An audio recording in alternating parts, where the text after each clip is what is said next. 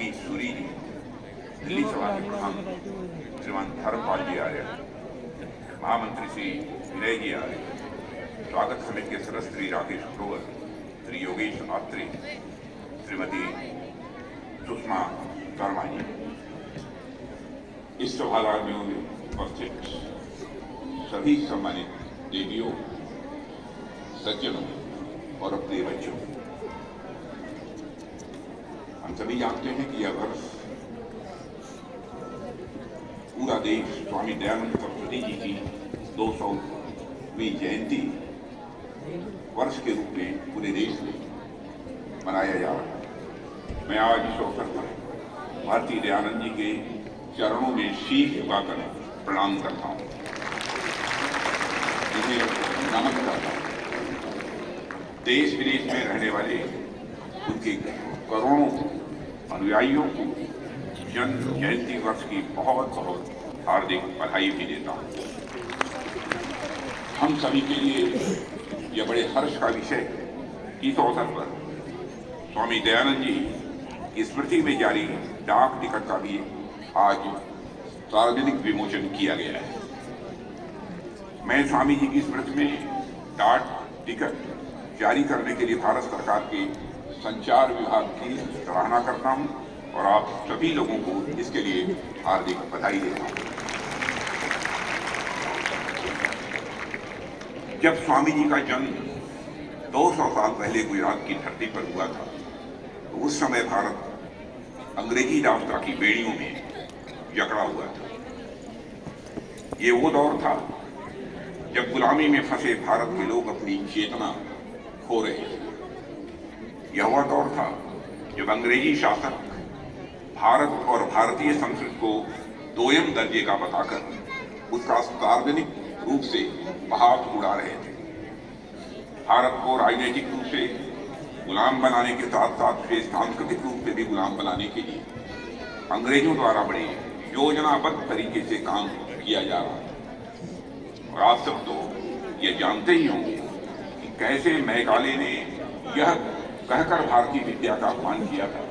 उसका यह कहना था कि एक अच्छे यूरोपीय पुस्तकालय की केवल एक अलमारी समूचे भारतीय साहित्य के बराबर है। अंग्रेजों की उसी मानसिकता का यह कथन परिचायक था। देवियों और सज्जनों, ऐसा कहकर उसने भारतीयों के मन में अपनी प्राचीन विद्या के प्रति एक भ्रांति पैदा करने की कोशिश की थी। यदि उस समय इस भ्रांति को तोड़ा न जाता तो यह भ्रांति देशवासियों के मन में बैठ जाती है। भ्रांतियों की एक बुरी बात यह होती है, यदि उन पर समय रहते प्रहार न किया जाए तो एक समय के बाद उन्हें सत्य मान लिया जाता है। स्वामी दयानंद जी सरस्वती ने आर्य समाज के माध्यम से न सिर्फ इस भ्रांति पर प्रहार किया, बल्कि हमारा राष्ट्रीय व सांस्कृतिक आत्मविश्वास भी वापस लौटाने का काम किया।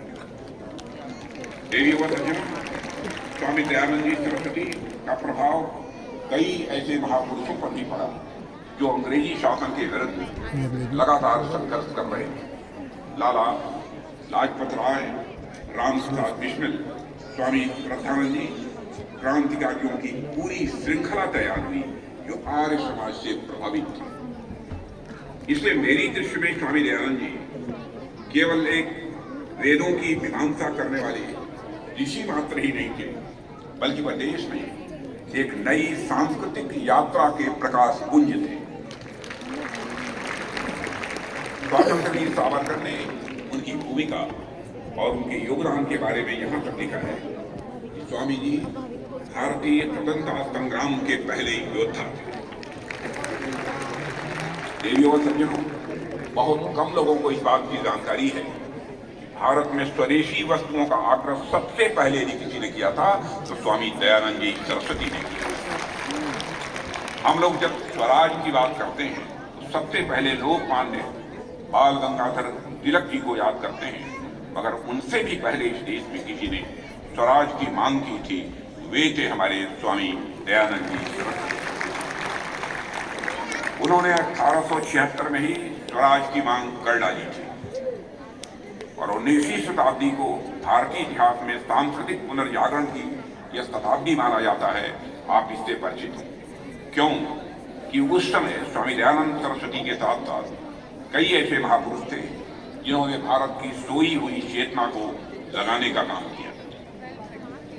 मेरा मानना है कि भारत के स्वतंत्रता आंदोलन से पहले ही स्वतंत्रता का सांस्कृतिक धरातल यदि किसी ने तैयार किया था तो स्वामी दयानंद जी सरस्वती, स्वामी विवेकानंद, राजा राम मोहन राय, ईश्वर चंद्र विद्यासागर जैसे समाज सुधारकों ने ही किया था। इसी दौरान स्वामी दयानंद जी ने देश में एक नई चेतना का संचार भी किया और लोगों को बताया कैसे हमारी रूढ़ियों और अंधविश्वास ने देश को अब तक जकड़ा हुआ है और कैसे हमारा देश अपने पारंपरिक ज्ञान और विज्ञान से कटता जा रहा है। तत्कालीन भारतीय समाज में व्याप्त इन रूढ़ियों ने हमारे वैज्ञानिक चिंतन को कमजोर बना दिया और इसके कारण इन सामाजिक बुराइयों ने हमारी राष्ट्रीय और सांस्कृतिक एकता पर प्रहार किया। देवी और सज्जनों, समाज का एक वर्ग भारतीय संस्कृति और अध्यात्म से भी लगातार दूर जा रहा था। ऐसे समय में स्वामी दयानंद जी ने वेदों की ओर लौटे इसका आह्वान किया। यह उनके प्रयासों का ही परिणाम था कि जनता के सामने भारतीय विचार और दर्शन का वास्तविक स्वरूप स्पष्ट रूप से सामने आया। इसका परिणाम यह हुआ कि समाज में एक नया आत्मविश्वास पैदा हुआ। लोग वैदिक धर्म को जानने लगे